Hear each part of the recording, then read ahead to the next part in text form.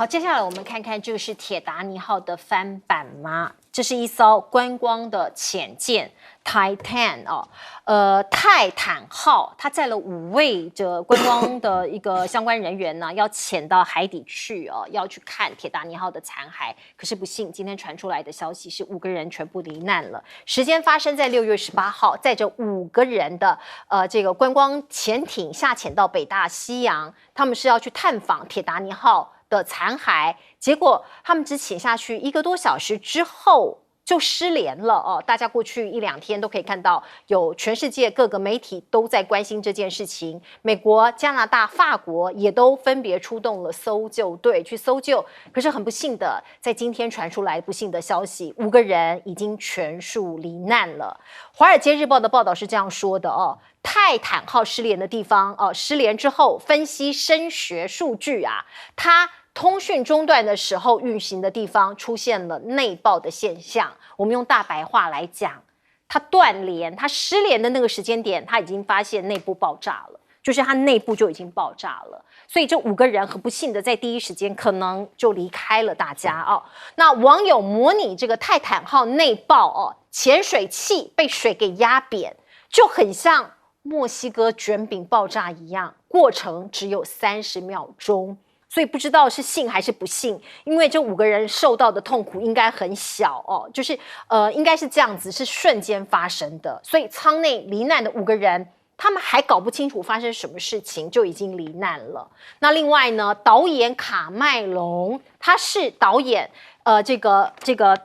铁达尼号的这位导演，他说早就有预感了，可是很惊讶，跟铁达尼号的命运太像了，超乎现实。必须讲这件事情也提醒着我们人类，我们对于大自然要更敬畏，因为人类仅仅知道海底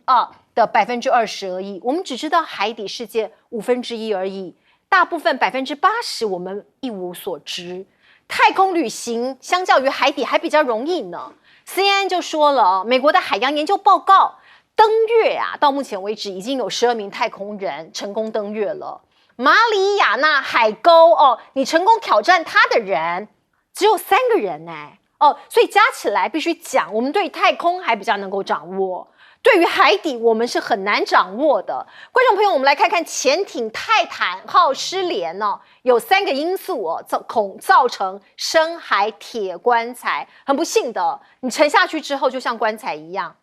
那美国海军水下搜救的司令部就说了海军的潜舰搜救的这个下潜只有到610公尺所以你只能潜到610公尺，可是铁达尼号的残骸是3800公尺所以远远不及所以搜救能力还不到那里。而另外呢，倒霉的泰坦替美军想到一个新的问题，这是来自对岸的报道。可能大家会想到，过去呢，我们对海洋、对海底这么难掌握，所以呢，更大的问题是什么？过去呢，要是中俄研制可以贴着海底潜舰长时间航行的这个潜艇或者是航行器，你听不到，你拦不到，那美军该怎么办？所以一下子我们就把这个意外这个灾难导向了现在的美中对抗，或是美中俄的对抗。所以美中俄深海对峙无声的杀机，这场竞争才刚刚开始而已我们来看看呢，包括美国它的第24艘的维吉尼亚号级的潜舰即将下水了，据说它的性能超越海狼级，无能敌，有这么厉害吗？那俄罗斯的红宝石中央设计局他们就说了，每一艘新的北风之神战略核潜舰都比上一艘还要先进，他们也在造北方之神的所谓的这个舰队那这个舰队的战略核力量的基础，他们也都在做而中国呢？中国在做更近、更快、更多的导弹，中国最强的096战略核潜舰也快来了所以美中俄都在做都在发展自己的海底的，包括潜舰，包括各种的武器中国正在扩大海底电缆势力范围，现在这又是另外一个科技了，而美方积极在防范，导致连海底的电缆都正形成亲中派或者是亲美派的2大阵营。我们现在在讲中美的科技大战，可是已经从地面打到太空，也打到深海里了。我们再回头看看习近平的2016年“13五”计划里头就有深海、深地、深空、深蓝的战略，要发展保障中国国家的安全，还有战略利益的技术体系。我们现在讲的是中国它在深海6000米的数据北斗卫星实时传输。大家都说海底没有 GPS 嘛，那时候发生船难、发生潜艇的意外，要怎么搜？现在正在做了。我们来问问看这个蔡委员，蔡委员你怎么看呢？包括这个 Titan 的这一艘深海铁棺材这是一个悲剧，可是它给我们人类带来什么样的启示？民间的人士要做出一个深海探险，的确是要冒很大的险，因为世界各国在这深海探险这一部分丢的资源跟预算都不大。反而对于太空登月丢的预算比较大，所以相较之下，当然你会发现说，好像我们对太空的了解比对深海来的多，其实不是，是因为我们丢的钱少。那政府的钱少的话，民间的钱当然更少。所以今天发生这个泰坦号的悲剧令人惋惜哈。所以未来如果有人还是要从事这种深海的探测，这个也不能鼓励，也不能不鼓励，但是这个地方可能要在国家资源方面要更进一步，因为虽然说3-4千公尺那么深的地方，的确是压力非常的大，不出事的几率很低，可是相对的来讲的话，我们不要忘记核子潜水艇在全世界2-3千公尺跑来跑去没有问题。而且更重要的是，通讯也没有问题，是，所以表示作为一个武器来讲深海已经相当成熟了。包括前几次 CSIS 的兵推，他说，如果中美2国在西太平洋、台湾海峡爆发战争，美国会全输，最后美国产胜，只有一个原因，就是美国的核能潜水艇占了优势。因为即使是096，那么出现了。他目前所知道的大概只携带16枚的导弹巨量型导弹，可是美国还没有改善之前就携带24枚，所以在武器的数量上，美国的核潜艇比较大，这一点中国可能还要再加油一下要不然美国动不动的拿这个来跟你敲敲鞭子。最重要的是俄罗斯，他现在的北风之神他还有一个海瑟波塞顿的核能鱼雷，注意到鱼雷是用核能推动的它可以在深海里面走几年没有人知道，但是只要接近港口，大概纽约、旧金山、洛杉矶都只能说再见，因为那个爆炸力核弹的爆炸力太大了所以俄罗斯这种大杀器也表明了说，它有一种很强烈的对美国的这种压力的反抗力量。那至于这个中国在发展这些东西的话，特别是海底电缆我们要确定一件事情，台湾大概有14条对外的海底电缆，事实上其中有超过2/3是在解放军可以剪断的范围。很危险不是危险，你要了解说这个实际上存在的，因为我们西部对外面联系的管道特别多嘛我们只能假设说台东花莲比较少而已，但是也不保证有2/3可能被剪断。所以虽然有很多紧张，我们只能讲说你这样是以国际为敌，奇怪不以你为敌，以跟谁为敌所以我是觉得我们的观点不能光讲这个，你到底有没有更好的办法？那如果说你军事上没有更好的办法，在政治上要不要设法来解决，要比较实际？没有错，用政治的手段来解决可能比较实际。来，老师，这一次我们看到这个自制的这个商用的这个潜舰那一下去以后没多久就发生内爆，就是挤压的意思，因为在水底下每10公尺就是增加就是一个大气压。所以当它在底下300-400公尺的时候，等于是增加了10个大气压，等于是每平方米就有30公斤重这样压在这个上面，那当然就是挤爆了。其实我也很担心，就是我们自制的潜舰坦白说，我非常的国舰国造，我觉得我对这方面坦白说，我一直很有忧虑，因为我们没有真正把一艘这个模拟的这个潜舰的外壳，因为它牵涉到你的整个钢的材料。还有你的本身的断接技术，然后完全制造出一个模型，放到水底下去做测试，里面有所有的监测仪来去测试我们本身的抗压力有多少。以目前来讲，全世界的很先进的潜舰，它大概平均的极限的水下大概就在300米左右，就是水底下300米。一般你很难跑到400-500米这么深啊，因为你往下走到400-500米就挤破了啊，一挤破那里面就内爆，因为你想想看，你封闭的情况下，一挤下去以后，你内部里面就整个爆开。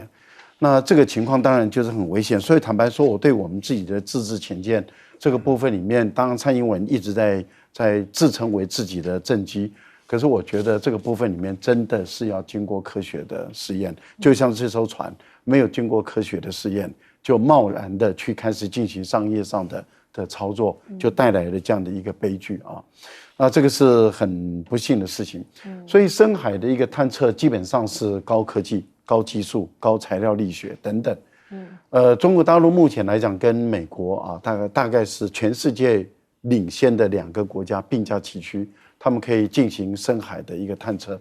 那深海的探测它本身又具有这个机器手备的一个能力。刚刚郑元兄已经特别谈到的，就是海底电缆，是因为我们现在台湾所有的对外的联系，其实我们的所有的光纤都是透过这个海底电缆。那海底电缆一旦被发现、被定位、被找到，那你只要有深海的潜水器，它可以用机器手备，确实可以剪断，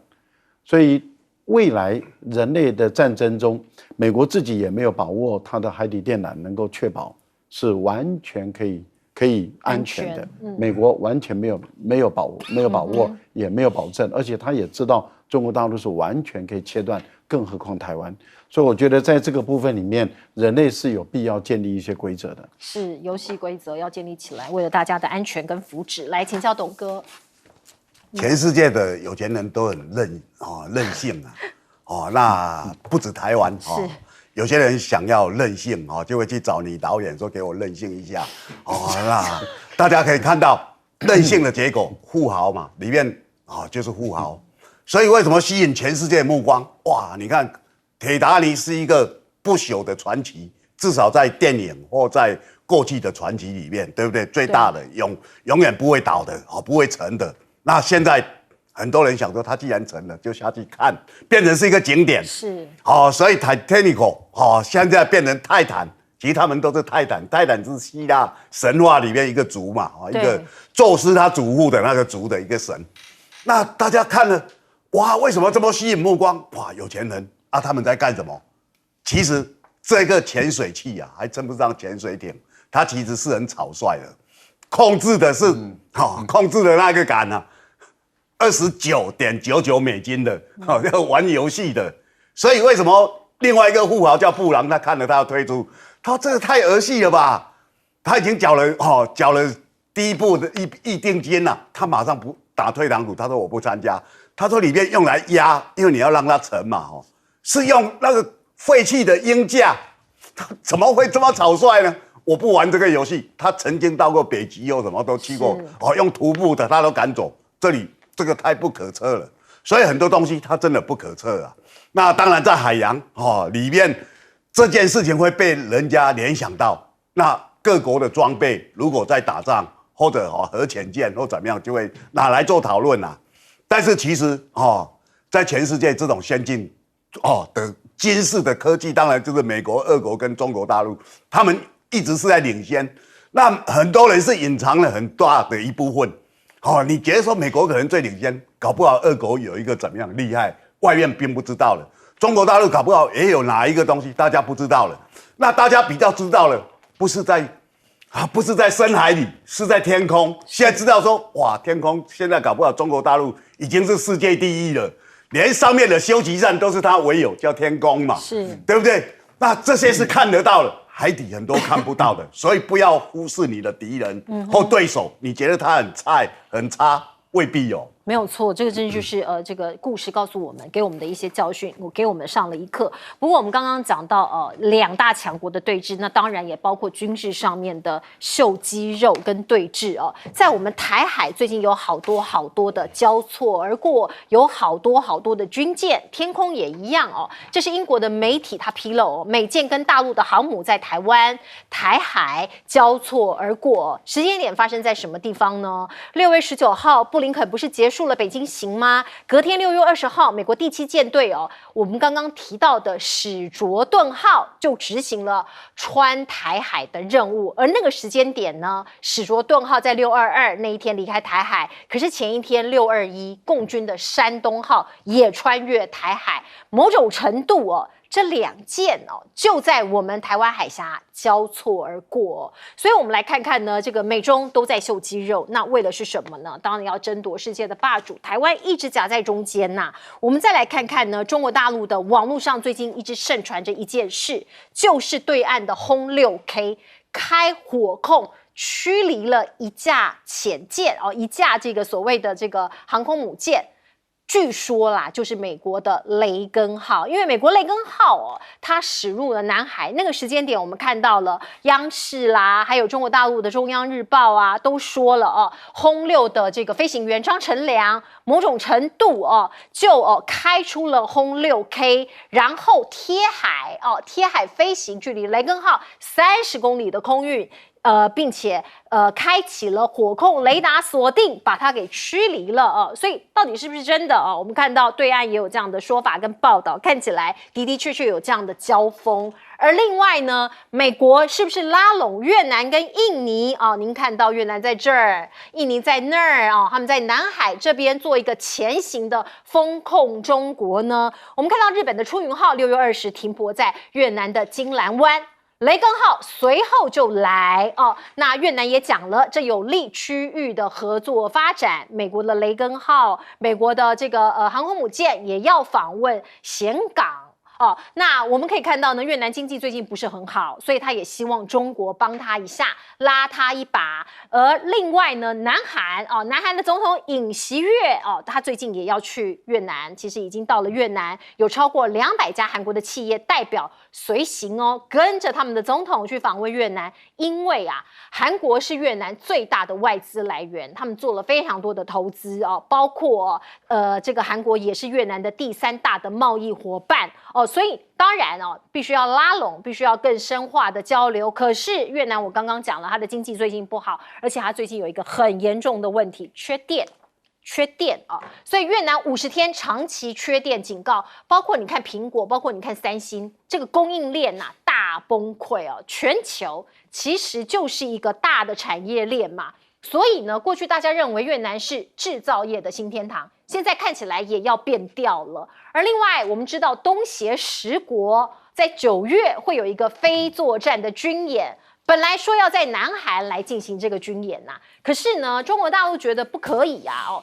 中国说，北京说，我们这里是有主权的你不要在我南海这边做演习，不要做军演。所以印尼的国防部也宣布了，这个联合军演将从南海战略海域全部移到印尼的水域的南纳土纳海，就是我移开我避开。而为什么会这么做呢？当然中国大陆跟印尼跟东协有很多千丝万缕的关系，包括一带一路中国支援到印尼去盖的高铁最近要通车了这是印尼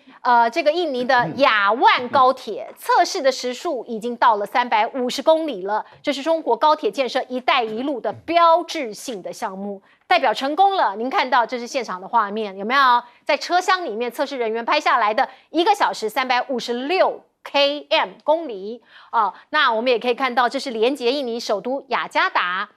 还有万隆，这是一个旅游名城的一段高铁当然这个是中国全部的技术性，而且中国的标准，全系统全产业链的海外项目。秦刚也讲了，中国会跟东协一起维护20年得来不易的地区和平稳定跟繁荣发展。昨天我们为您报道了拜登在一个选举的参会里头称习近平是独裁者，这件事情会不会发酵呢？看起来，这个拜登政府是老神在在，因为他说啊，他近期还是要跟中国的领导人习近平会面。纽西兰的总理啊，希金斯他就有对这件事情做出了评论。他说：“你讲人家是独裁者，可是中国政体是中国人的事情，你不要去干预嘛所以你也可以看到呢，纽西兰的总理就说啊，习近平不是独裁者，那是中国的政体，你不要去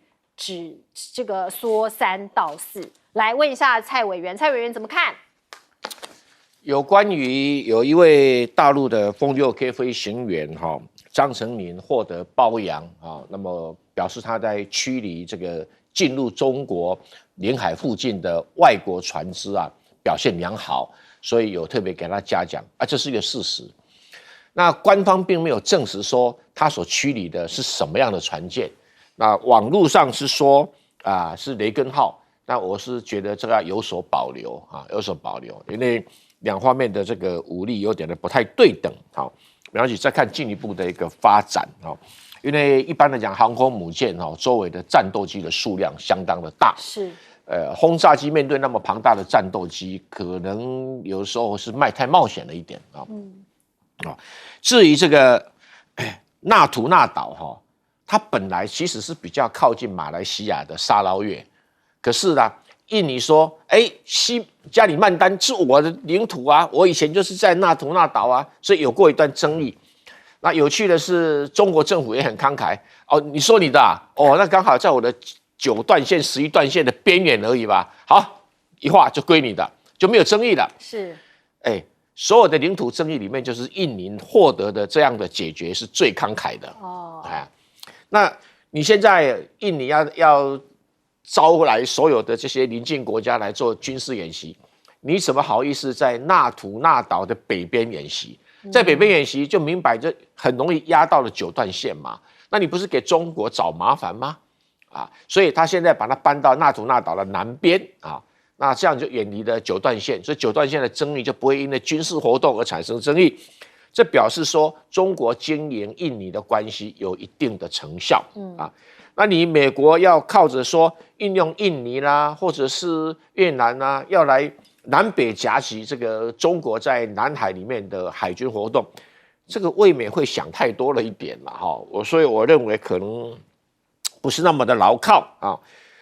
但是因为战略大家都还在部署嘛而且中国在印尼的一些一带一路的项目现在只是从这个雅加达盖到万隆高铁而已未来是要盖到泗水是要盖到哪里要盖到那个巴厘岛的所以这个以后去巴厘岛不一定要坐飞机坐到雅加达就坐高铁就过去了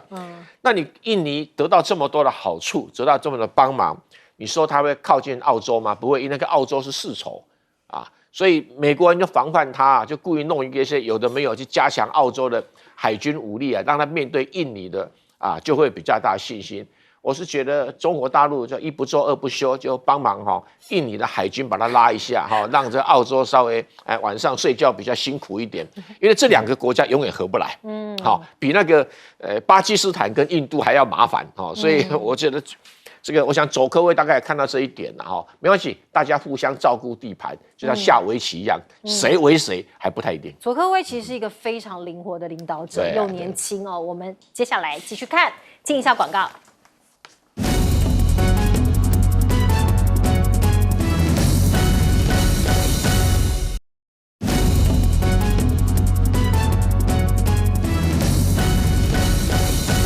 我们来请教赖老师怎么看？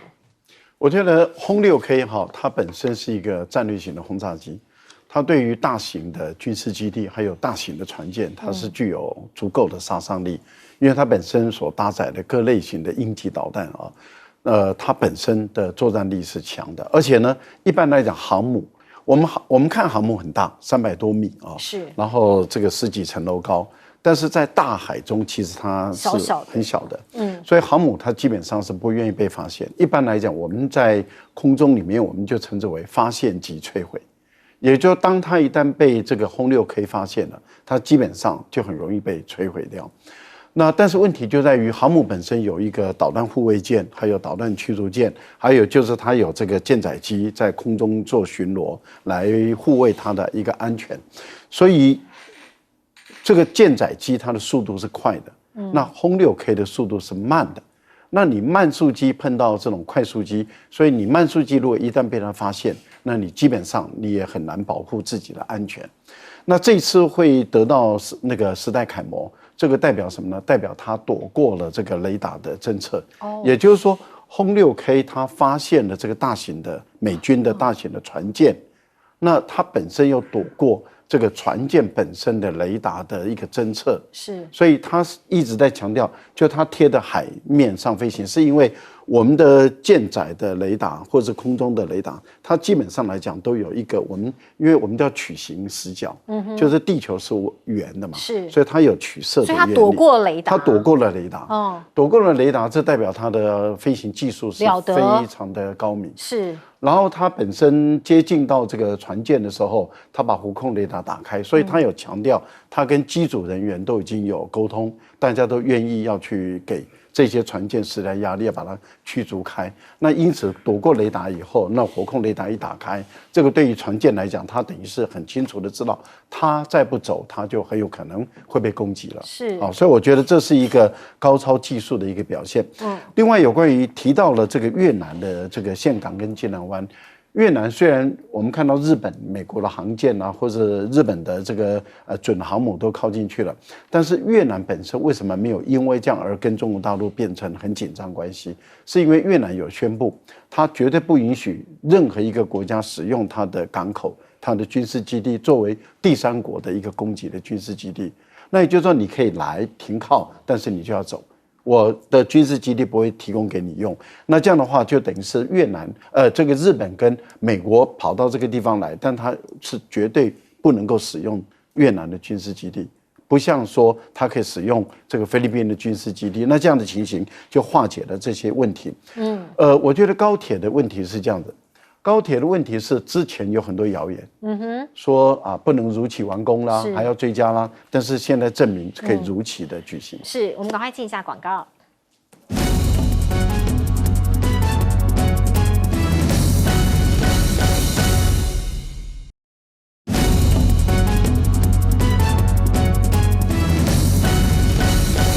好，我们请教董哥怎么看东协这些国家的发展。大家可以看到尹锡悦他现在改变一个策略，他要当一个新的蔡英文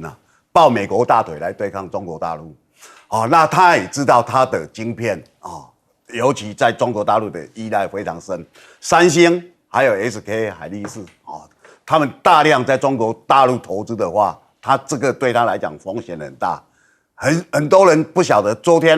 韩国把萨德系统的环评通过，对，现在要准备要架设了，是。那架设当然对俄国跟中国大陆是一个挑衅，这个不用讲。那中国大陆一定很生气，所以对他们的产业是有关系的，他才跑去越南嘛，那这个当然是他一个步骤。但是其实全世界有到过越南的人，台湾人很多人去过，你就知道，越南那种民族性，我们是很不好相处的。所有男人一群人，几十个人蹲在那边聊天。做重力苦活的全部是女生，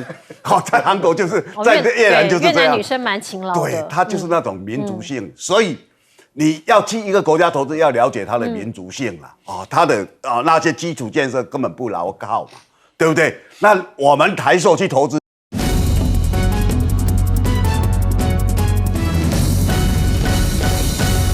欢迎您回到新闻大白话的节目现场，观众朋友，您还记得小虾米调查员于正煌吗？某种程度，他打败了大金鱼林志坚，可是现在他被秋后算账了，正义有被彰显吗？看起来没有哦。我们先来看看，这是监察院他现在正在调查于正煌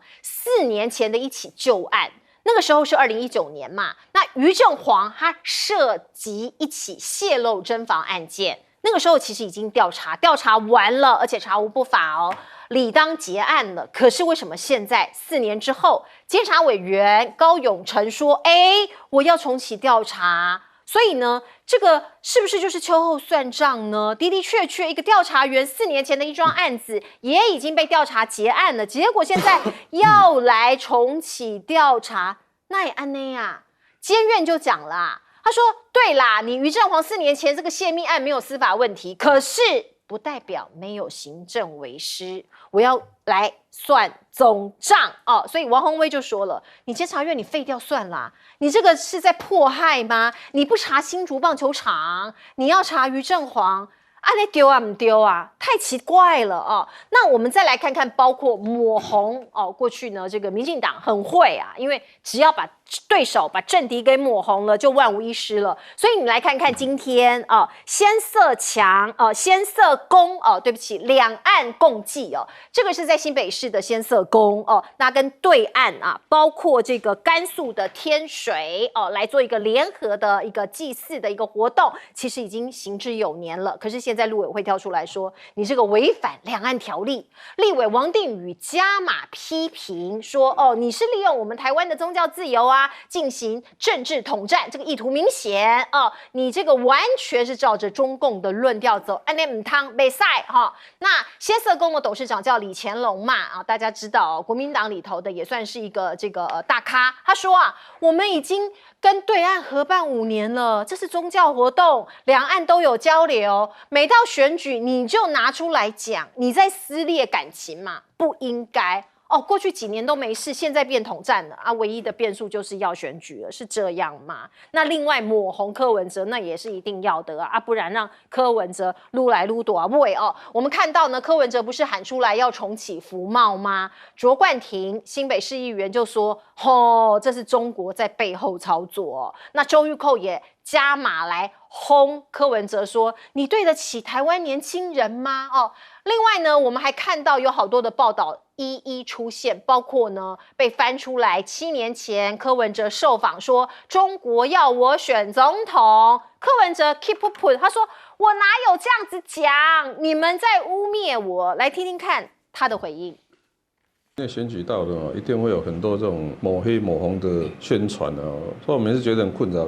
为了这个，我们还特别去查，这个好像是2016年9月台大医讯的访问。我们办双城论坛一定会跟大陆会有沟通嘛，对不对？那人家一定会一直问我们说，以前的那个台北市长都是选总统的人，那你以后会不会选总统？那我们当然是很客气的跟他讲说啊，这个我现在在当市长了，我们现在不会去选总统。故事就是这样，很客气、很正常的交谈，然后就要无限上纲，那变成是吧？大陆希望我选，那这个我就没办法了。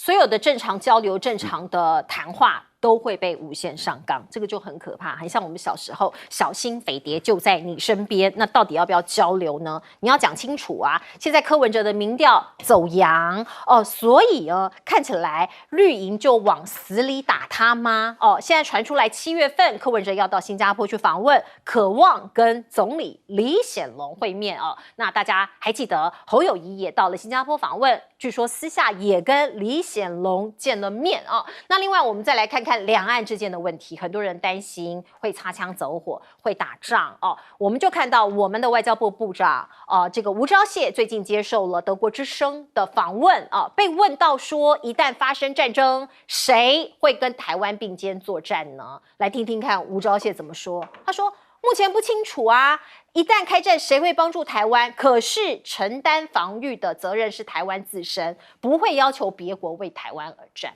好啦，这样的话其实听起来没有错啦，可是跟过去的宣传的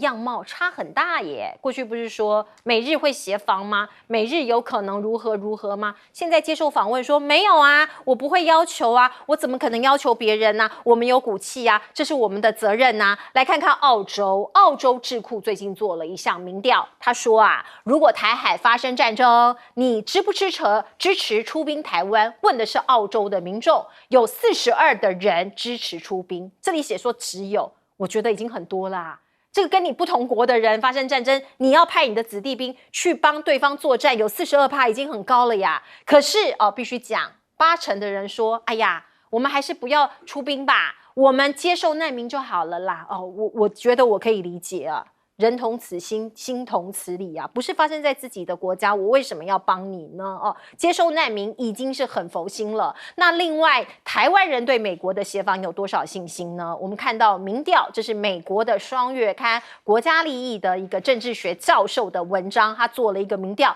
他说只有33%的人认为美国人会来帮我们，非常有信心，而且受访者的信心程度跟你的政党立场有明显的分歧，包括民进党的支持者对美国非常有信心，有73%的人认为美国一定会来协防。国民党的支持者只有1成5的人认为美国人会来，民众党的支持者也不到2成认为美国人会协防。好，另外呢，最近大家有发现吗？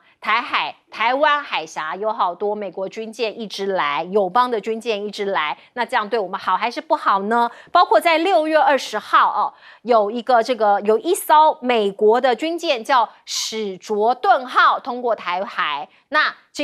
包括这个 AIT 的主席他就说这是台海和平稳定攸关全国，所以我们很关心，所以我们有这个军舰通过台海。那中国大陆的海警局是说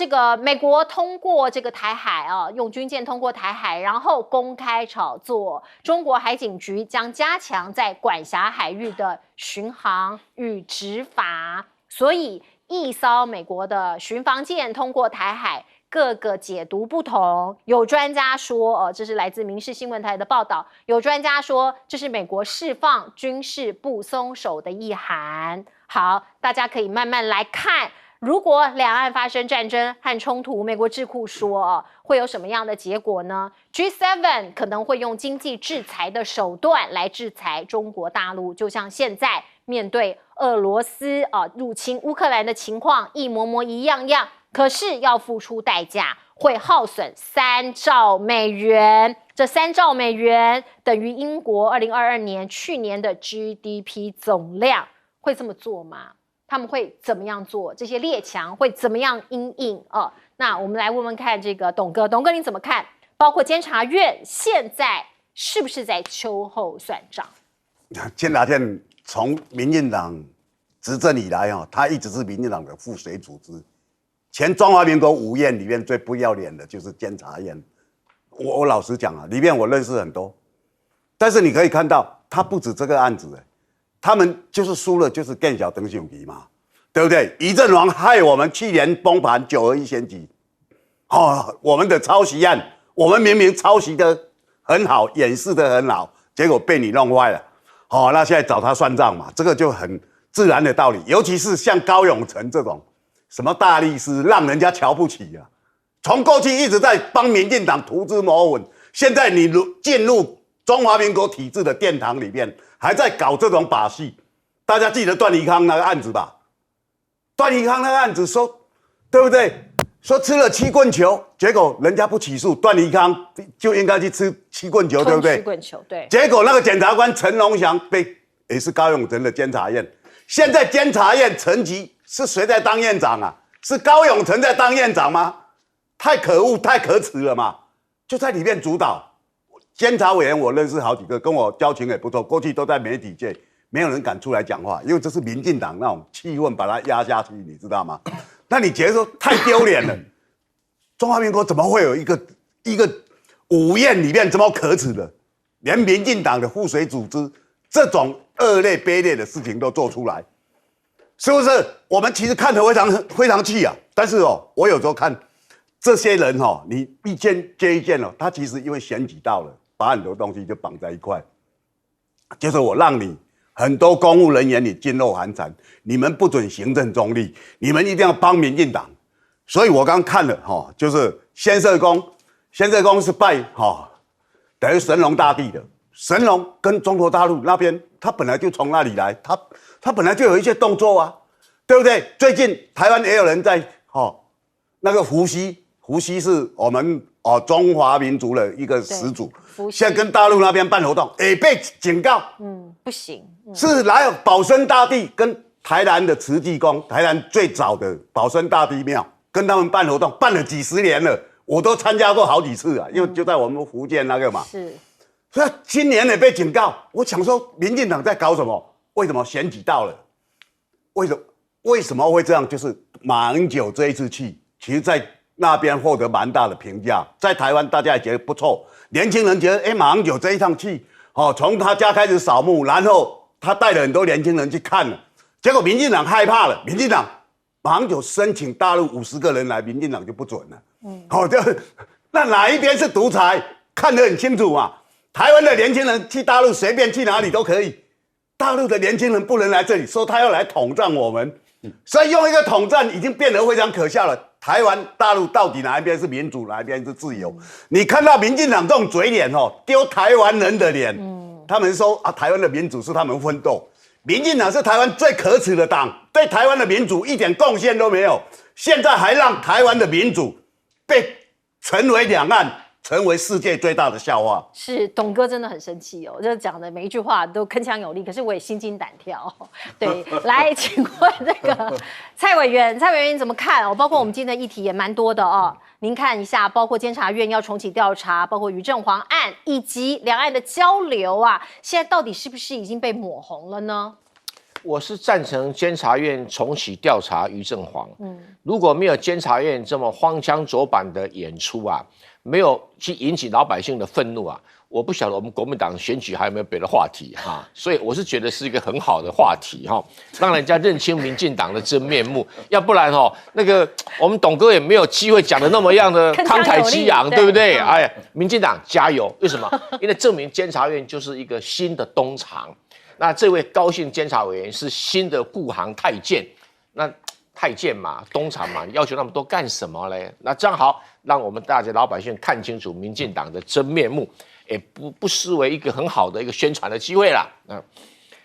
至于吴钊燮，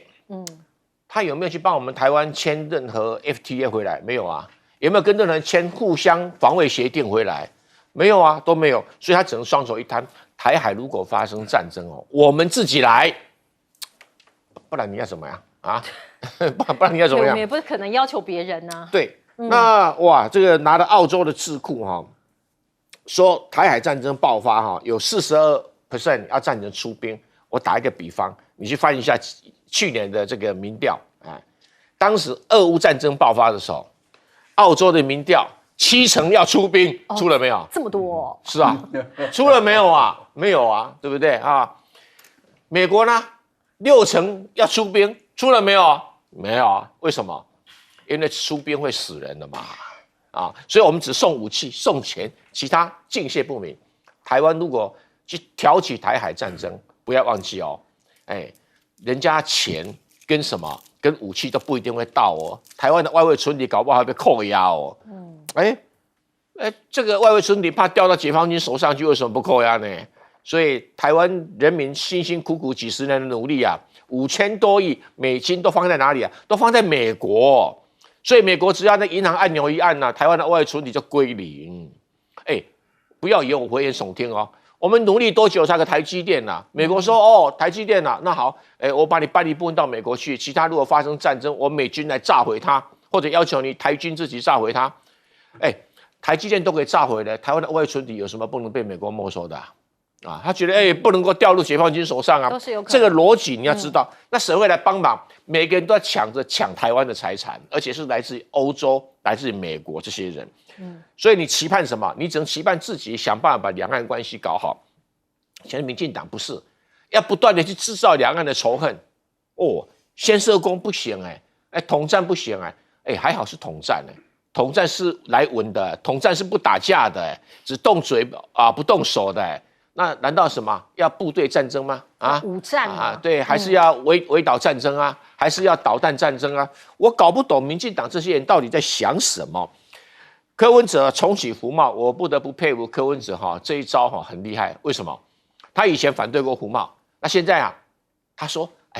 意思是说我这个浪子回头金不换，我现在重启服贸。他说他是反黑箱，不是反服贸。对，他是这样讲。他给个理由。好，那现在问题来了，他抢了谁的票？蓝营的票。是啊。为什么？因为我们友谊兄目前还对这个没有表态，所以这个票就会被弄过去了。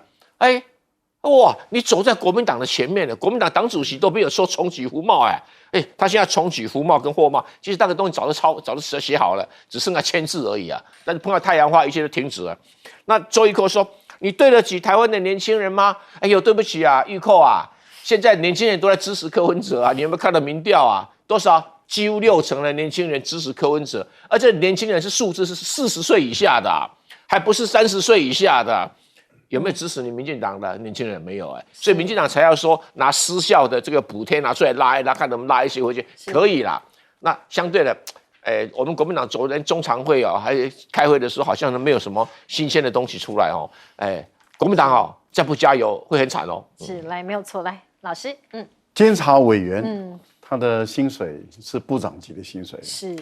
然后他们干的就是这种事，所以我觉得我一直长期的主张。废掉监察院，国民党时代的时候，马英九那时候还可以控制2院啊，就是那个时候是可以修改宪法。我说把监察院废了，不废。然后现在你看，监察院沦为这个志成兄所说的东厂，用这个方式来去遏制、制止、牵制我们的公务人员不能维持行政中立，这多可怕的事情啊！我觉得真的该废了。我觉得老百姓要站出来说把监察院废掉，要不就是所有的预算全部冻结，不给监察委员1毛钱，不让监察院能够运作，至少我们要做到这一点。那民进党要反公庙就来反嘛，